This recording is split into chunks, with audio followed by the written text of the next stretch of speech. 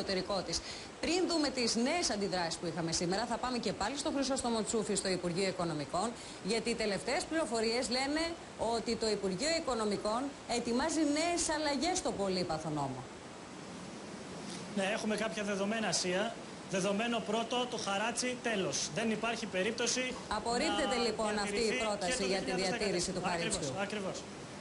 Ακριβώς. Δεδομένο νούμερο 2, ενιαίος φόρος ακινήτων έτσι όπως τον γνωρίζαμε μέχρι τώρα, πέθανε. Δεδομένο 3, πάμε σε έναν μεικτό φόρο όπου θα συνδυάζει τον ενιαίο φόρο ακινήτων, δηλαδή την φορολόγηση κάθε ακινήτου. Ναι. Και όπως ήθελε το Υπουργείο Οικονομικών, περισσότεροι θα πληρώνουν λιγότερα και με κάποιες συγκεκριμένες βελτιώσεις, καθώς από ό,τι μαθαίνουμε η βεβαίωση του φόρου από τα 3,6 εκατομμύρια πέφτει στα 3,4 εκατομμύρια. Θα υπάρξει δηλαδή μια ελάφρυνση 200 εκατομμυρίων ευρώ.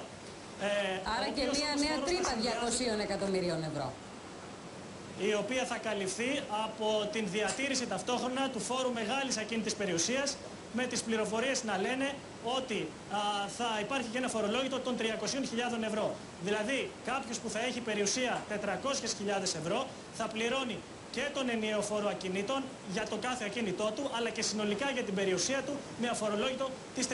Αυτό, Χρυσόστομο, μοιάζει να είναι ένας συγκερασμός του νομοσχεδίου του Υπουργείου Οικονομικών όπως το γνωρίζουμε μέχρι τώρα με τις προτάσεις που κατέστησαν πριν από μία εβδομάδα στο Γιάννη Στουρνάρα οι βουλευτές του ΠΑΣΟΚ.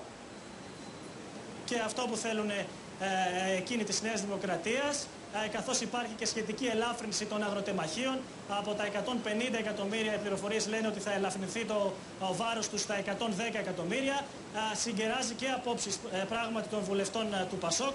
Από το Υπουργείο Οικονομικών σχολίαζαν ότι οι προτάσεις των κομμάτων είναι ευπρόσδεκτες, αρκεί εμείς να εισπράξουμε 2,9 δισεκατομμύρια ευρώ και αρκεί βεβαίως να υπάρξει αυτή η διεύρυνση της φορολογικής βάσης και περισσότεροι να πληρώνουν λιγότερα. Επιπλέον, σε κάθε περίπτωση το νομοσχέδιο για το φόρο ακινήτων θα έρθει στη Βουλή πριν τις 21 Νοεμβρίου, όπως έχει δεσμευθεί ο Πρωθυπουργός.